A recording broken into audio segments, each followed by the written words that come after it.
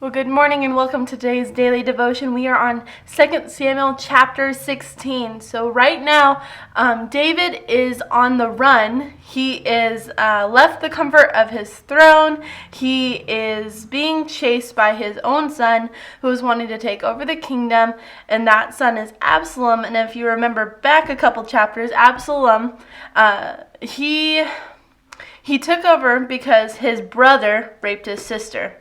And so that was kind of the triggering point. He's like, I want power. I want to make sure that nothing like this is ever going to happen again, because David, he's like, I'm not going to do anything about it. That's my son too. Like, it's one of those weird twists. It's one of those weird plots in the Bible that we see David fight with his humanity versus what the Lord is telling him to do. So now back to chapter 16.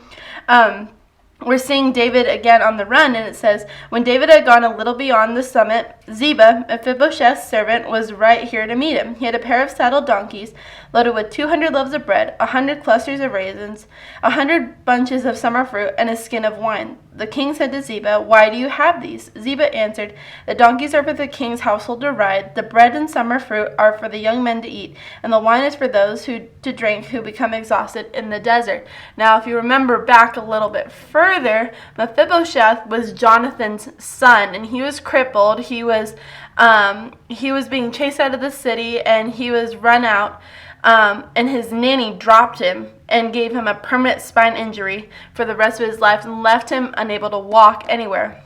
Now Mephibosheth was honored by David and was told, you are going to now sit at my table and you're going to eat with me at every meal, and you're going to feel like you're honored and you're treated like, the grandson of Saul that you really are.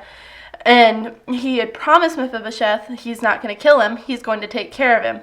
But he did not leave the city with David, which was interesting. We'll keep going. And so it keeps on saying, where is your master's grandson? So where's Mephibosheth? The king asked.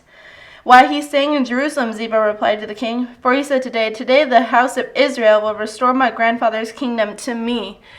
And Mephibosheth, at this point, he's like, I'm going to stay here in Jerusalem because David isn't going to be on the throne anymore. That must mean Saul, his bloodline, is going to go back on the throne, and I'm going to be royalty again. I'm going to be treated like a stinking prince. I'm going to have all these jewels. I'm going to have live in the palace again. I'm going to do all these wonderful things that I wasn't able to do.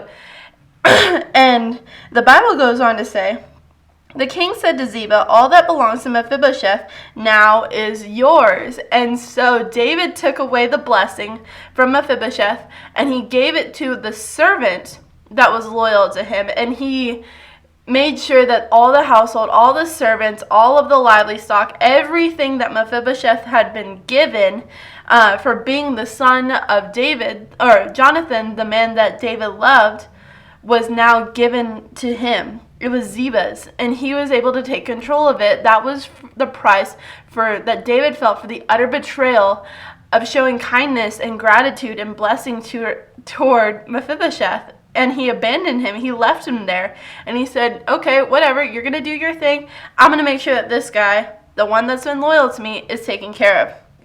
And it says, when King David got to Barium, a man belonging to the house of Saul was just coming out. His name was Shimei, the son of Gera, and he was yelling curses as he approached.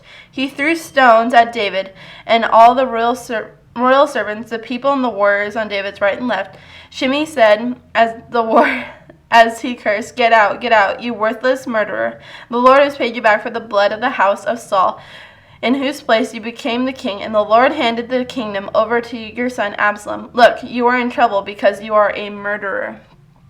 There are some people in the world that still believed that David wrongfully took over the kingdom, that he basically just put himself into power. But the family of Saul, some of them understood what was going on. They could see the transformation that was going on in his life, the evilness that was happening in the kingdom, the evil spirit that would literally take a hold of him, and it would make him just go crazy.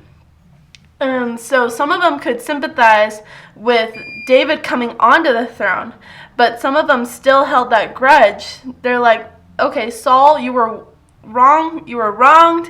I'm going to make sure that I hate David for the rest of my life, and I'm going to pass that on to my children, my children's children, and our entire bloodline is now going to hate you.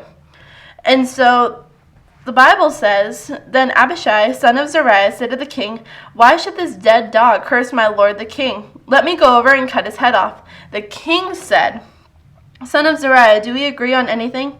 He curses me this way because the Lord told him to. Curse David.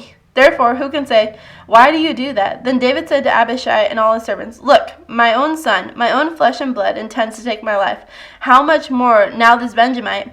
Leave him alone, and let him curse me. The Lord has told him to. Perhaps the Lord will see my affliction, and restore goodness to me instead of Shimei's curses today. So David and his men proceeded along the road, as Shimei was going along the ridge of the hill opposite him. As Shimei went, he cursed David, threw stones and dirt at him.